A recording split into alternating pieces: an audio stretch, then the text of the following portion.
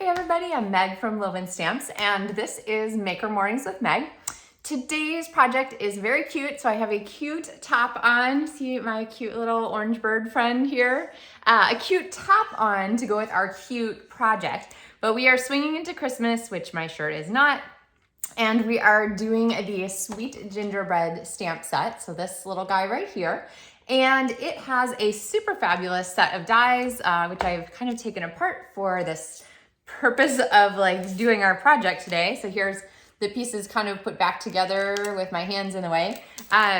But the dies coordinate with the stamps, so there are lots of fun possibilities for them. But the project I'm going to show you today actually uses a different set of dies to do a really cool eclipse technique that you might not have seen for a while.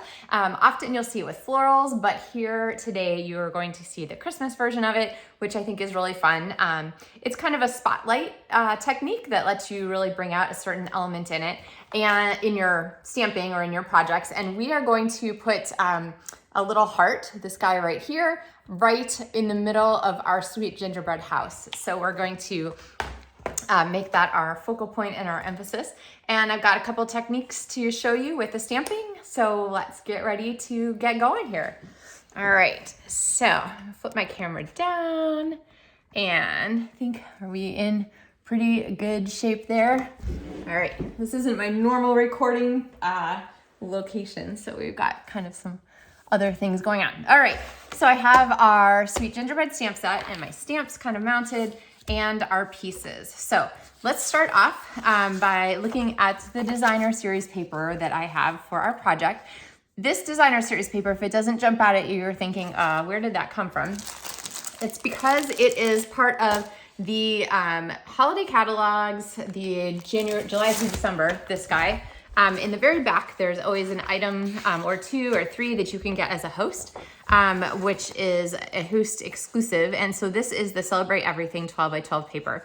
Now, when I say host, I should say Stampin Rewards, because Stampin Rewards are something you qualify for when you place a very large order.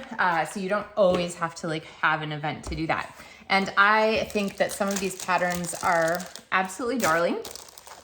This ornament paper I showed right at the beginning of the catalog, this little like gingerbread cookie paper. So we're going to use two of these prints here because they go so well with our Sweet Gingerbread stamps.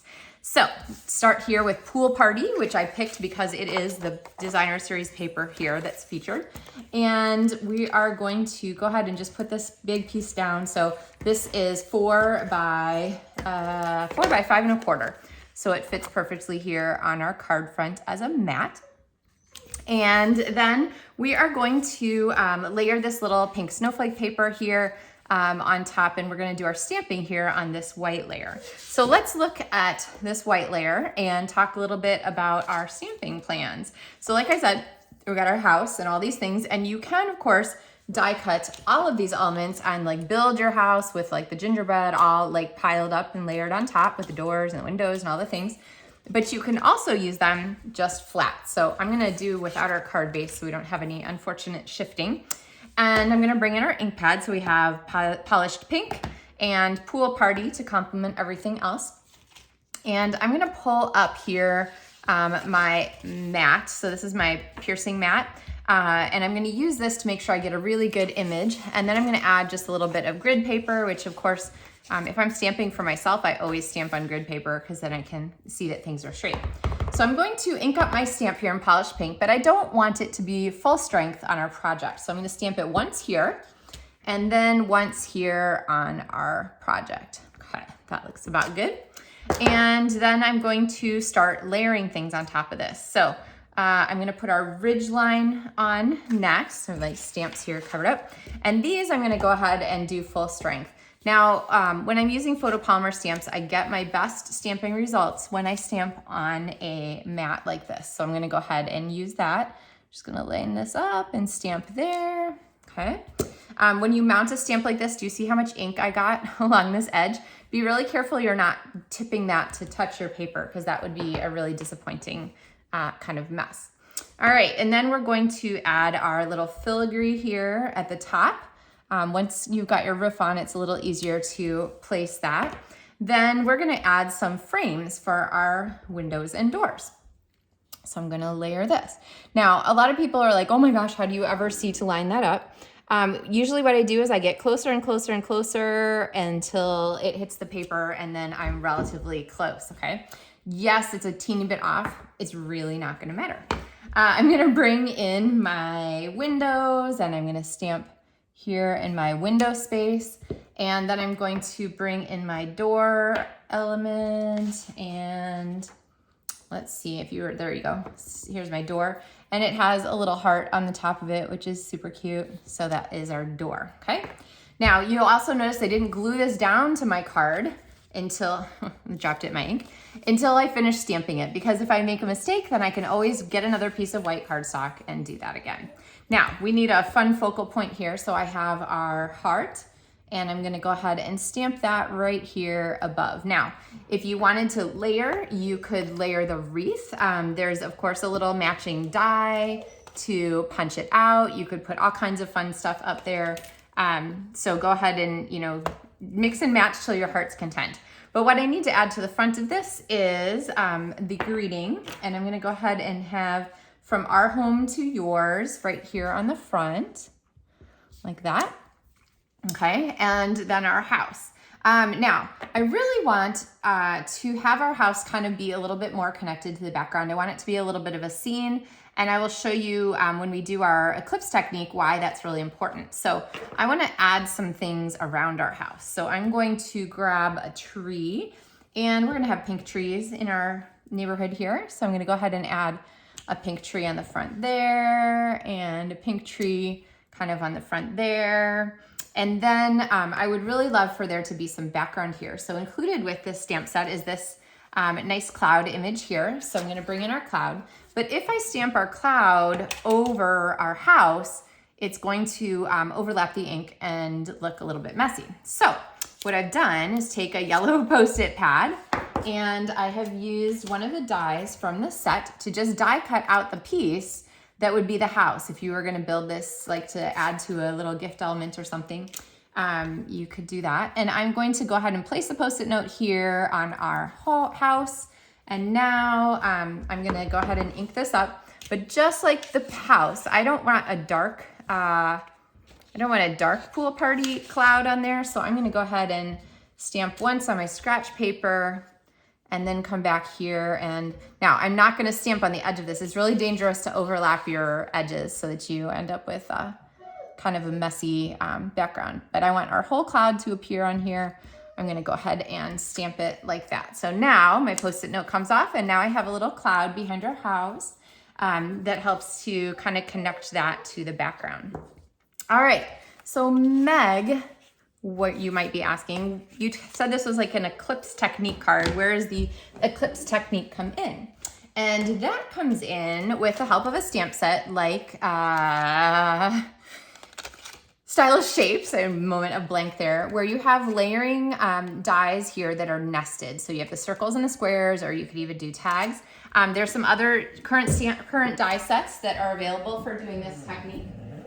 This one is one of my favorites. And if you're wondering why you can hear my poor puppy Pepper in the background, I think there's somebody coming up to the door that she really wants to see, so she can hardly wait.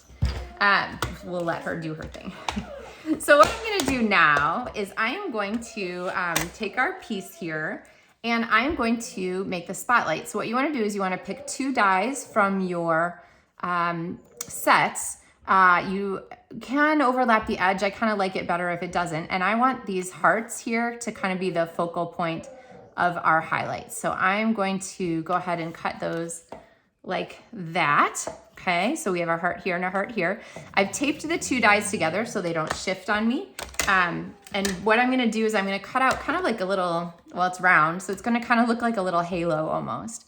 So make sure your elements are completely in the cutting mat so that you're not cutting them. And this is like super awkward angle. If you're doing your own Stampin' Cut Mini emboss machine, I'm just gonna turn it because that was super awkward. Don't do it the way I did first. Reaching across is not the best strategy. All right, So then when I take my dies apart, I'm gonna end up with 3 pieces. I have our outline, I have our circle, and I have our inside layer.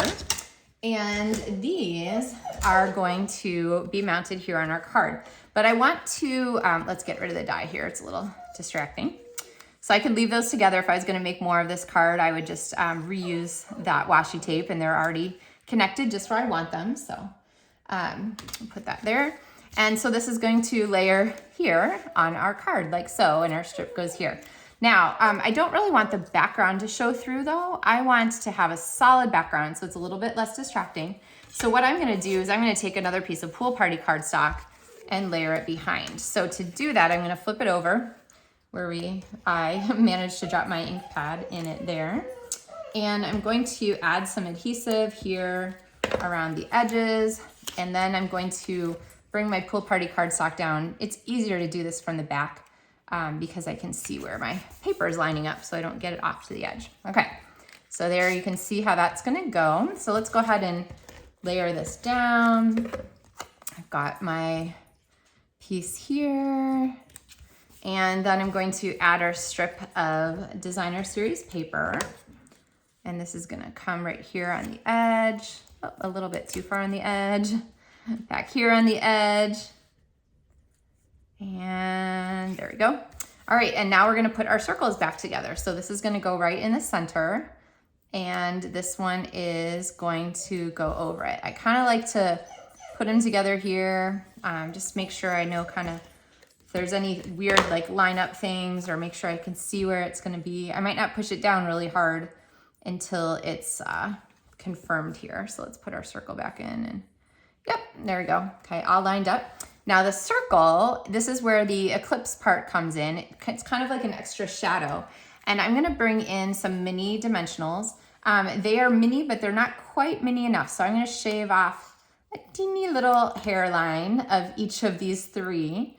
And then on the back of our element here, I'm just gonna space these 3 out. I don't like to have a ton in there because, well, you'll see how the element works. And I'm gonna make sure that that little tiny fragment doesn't make it onto our project. So, all right, I'm gonna peel these off. Apparently the tiny little fragment just likes to stick on my fingernail. I'll be wearing that later, I'm sure.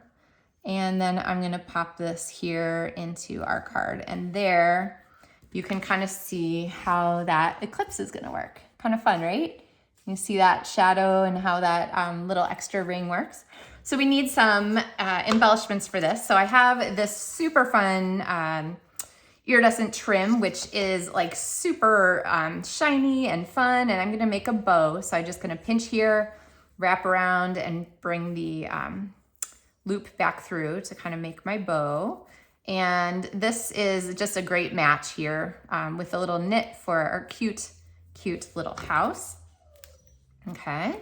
And so we can put this down here. It does shed a little bit, so, you know, just a heads up there. And then I really want to get in this cute lollipop, cute sucker lollies, our cute lollies. And so I'm gonna take this and stamp it on a piece of basic white cardstock and cut it out with our die. And through the magic of television, we have that here. And the other thing I love about this particular size element is that it fits perfectly with a full-size dimensional on the back. And we're gonna use it as a little cheat to help our bow stay where we want it. So let's go ahead and pop some glue, multi-purpose liquid glue, not available until November 14th, which is coming up pretty soon. So hang in there if you need some of this and it's not around. And I'm gonna pop this on. Remember, it takes some time for that multi-purpose liquid glue to grab. So in the meantime, I'm going to hold it, and I'm going to pop our sucker here so that the end of our knit is right underneath the wrapper there, or right underneath the stick, okay?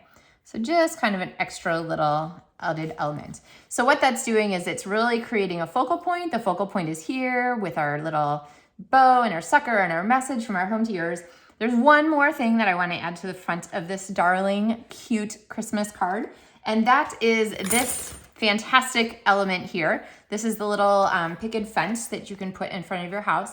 And by the way, you could decorate this house for anything. You could decorate it for Halloween if you wanted. You could decorate it for Valentine's Day. It can be a multi-season cute house, especially with this fence.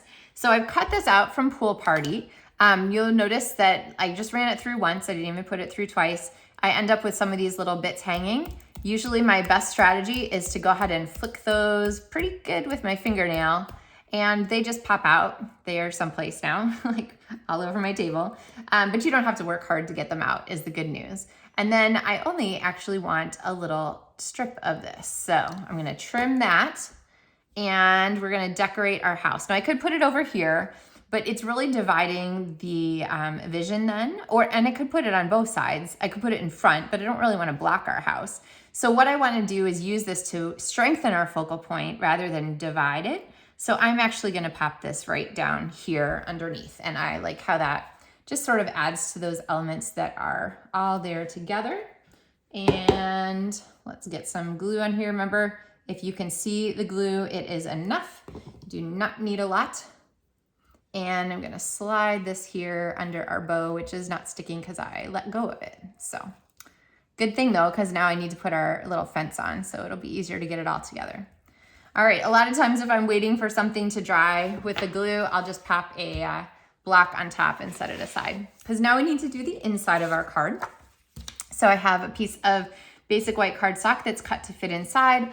And let's see, on the front we put from our home to yours. So on the inside, we're going to put have a sweet Christmas.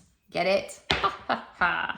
And then I'm gonna add a couple of these little lollies here to just decorate that. And then this is going to stick inside our card like so. Poor Pepper. And then of course we have our the front of our card there. So have a sweet Christmas from our home to yours. All right. So all kinds of fun things that you can do with a Sweet Gingerbread stamp set and the coordinating dies. This Eclipse technique is one that you can use for lots of different applications, not certainly just for Christmas cards or anything like that. You can use it for lots of different stuff. And I hope that you guys are excited about these fun, like pink and blue colors. I know lots of us are Christmas green and red specific, which is totally fine. I am a big fan of non-traditional Christmas colors. Usually I do a nice purple one too. So watch for that to be coming sometime soon, along with more Scotty Dog projects. So, all right, that is our sweet Christmas for today. Thank you for watching Maker Mornings with Meg. And I will be back on Thursday with another video tutorial for you. And hopefully Pepper will be much happier then. We won't have to listen to her in the background. And if you have no idea what I'm talking about, then thank you to the microphone on my camera for cutting out the background noise. So, all right, happy stamping, guys. Have a wonderful day.